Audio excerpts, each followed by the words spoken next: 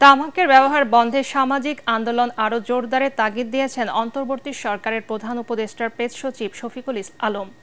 ডর্ব এবং economic reporters forum আয়োজিত তামাক পণ্যের কর ও মূল্য বৃদ্ধি নিয়ে আয়োজিত কর্মশালায় তিনি কথা বলেন।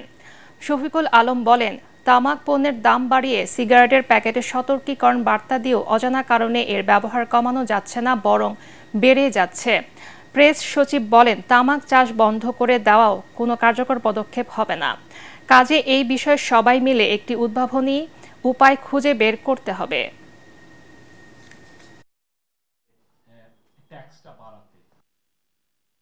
বেস্ট হয় যদি আমরা খুব অসম্ভবকার একটা সোশ্যাল মোবিলাইজেশন করে দেশব্যাপী প্রচারণা করে যদি আমরা সবাইকে সিগারেট মুক্ত একটা সমাজ তৈরি করতে পারতাম। যে অ্যাক্টিভিস্টরা they are spending all their energy NBR এ লবি করতে করতে, কোম্পানিগুলো তারা একের পর এক লেয়ারটা বাড়িয়ে দিয়ে ওরা যেটা করছেন যে যেহেতু এটা ইনফ্লেশনে অ্যাডজাস্ট হয়ে যাচ্ছে, সিগারেটের খুব যে ম্যাসিভ দাম বাড়ছে তাও কিন্তু না।